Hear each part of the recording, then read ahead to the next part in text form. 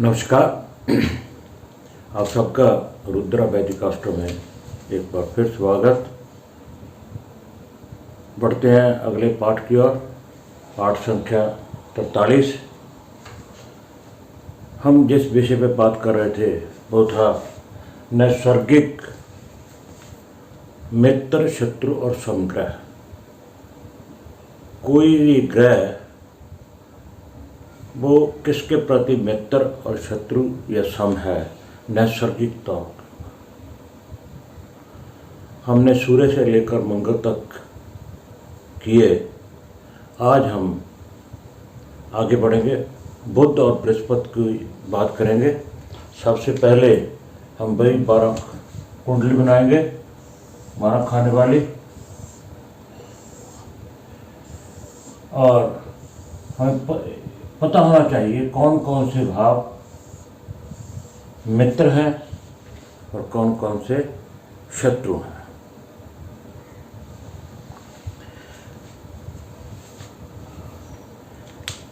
लगन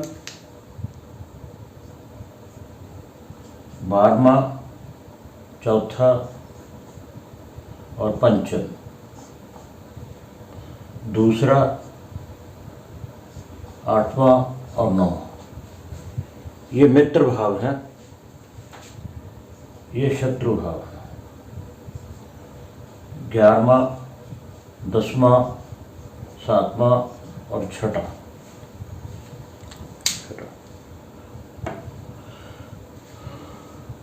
क्यों है ये? इससे पहले जो पाठ है, पाठ संख्या 41 में बताया गया था कि इस भाव को मित्र क्यों कहते हैं, इनको शत्रु क्यों कहते हैं, किस आधार पर कहते हैं। बात करते हैं बुध की। बुध के मित्र शत्रु जानने से पहले हमें पता होना चाहिए कि उसकी मूल त्रिकोण राशि कौन सी है। मूल त्रिकोण,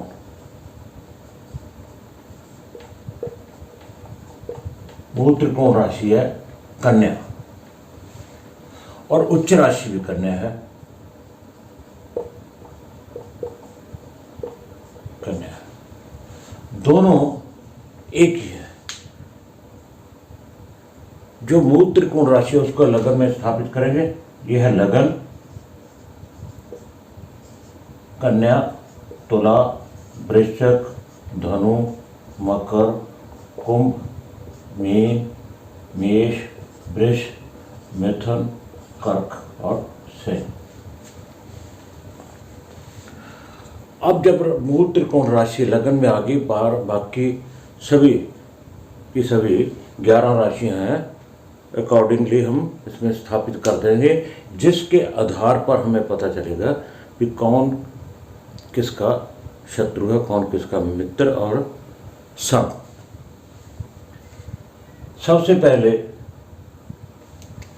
हम देखेंगे सूर्य, मित्र, शत्रु और सम।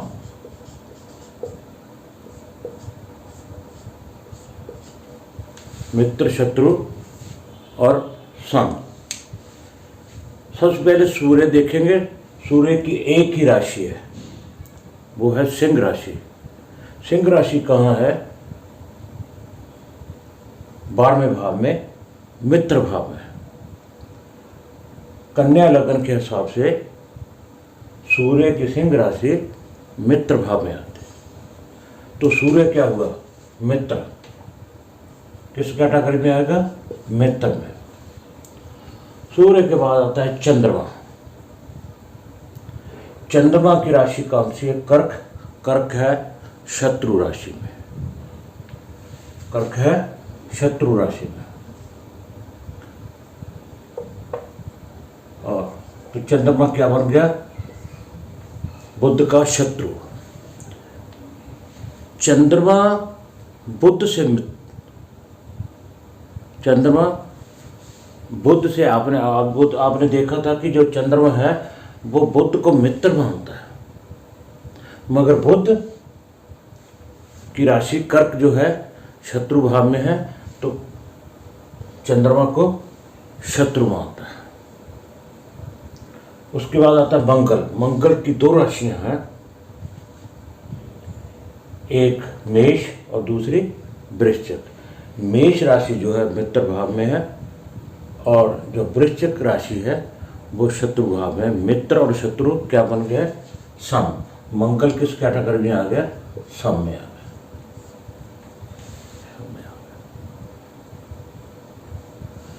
मंगल के बाद बुध की तो हम बात ही कर रहे हैं, उसके बाद आ गया गुरु।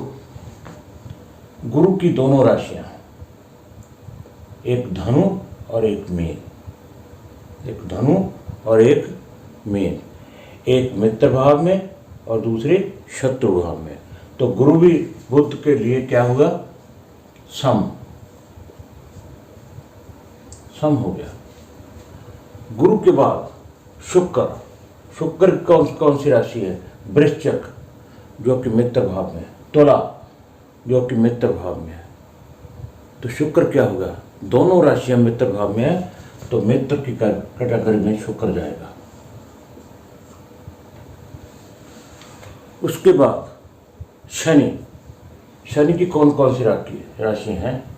मकर और कुंभ।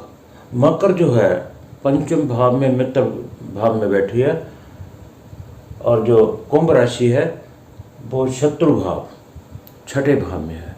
मित्र शत्रु सम।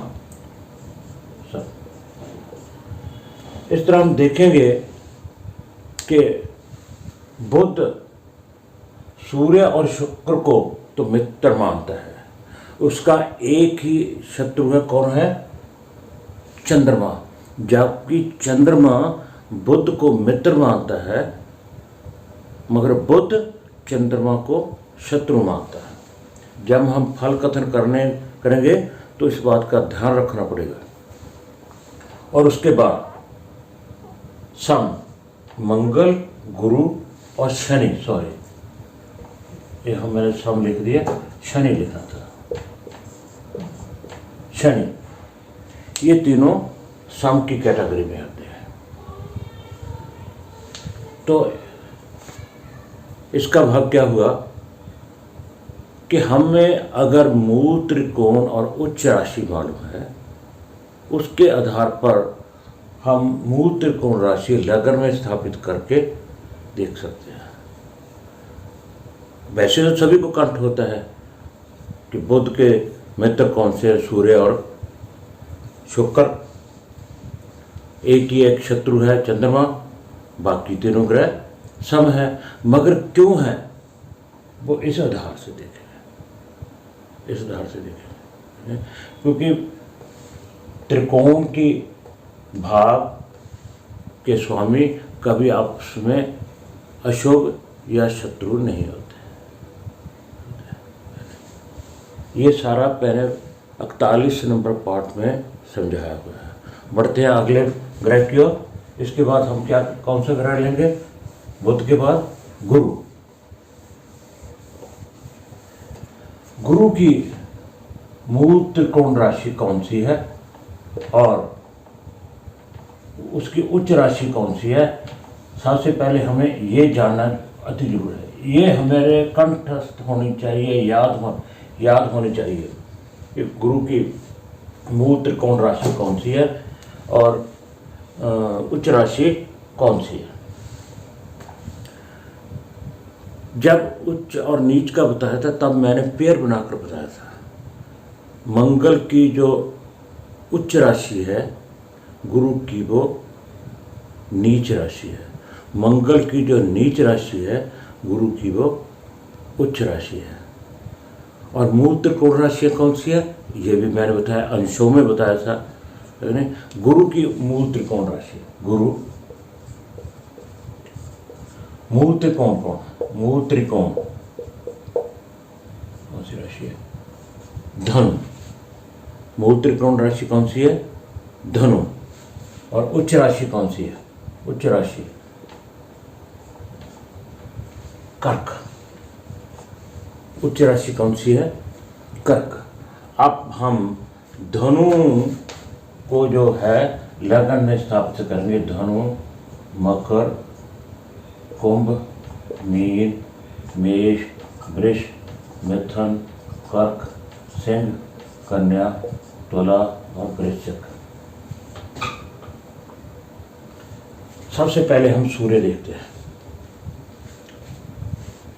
मित्र, शत्रु और सांप। सूर्य की एक राशि है, वो है सिंह। सिंह राशि कहाँ पड़ी है? 9वें भाव में पड़ी है, जो कि मित्र भाव है। इसलिए सूर्य क्या हो गया? गुरु सूर्य को क्या मानता है? मित्र। सूर्य को मित्र मानता है। उसके बाद चंद्रमा। चंद्रमा की भी एक ही राशि है, कर्क। कर्क जो अष्टम भाव में है, जो कि मित्र भाव है, तो गुरु चंद्रमा को भी मित्र मानता है। मंगल। मंगल की दो राशियां हैं, मेष और वृश्चिक। मेष राशि मित्र भाव में पड़ी है, वृश्चिक राशि वो भी मित्र भाव में पड़ी है, तो मंगल क्या हो गया? मित्र हो गया। मंगल के बाद बुध। बुध की दोनों राशियां मिथुन और कन्या दोनों शत्रु भाव में है, दोनों शत्रु भाव में है, तो बुध क्या हो गया? बुध हो गया शत्रु हो गया।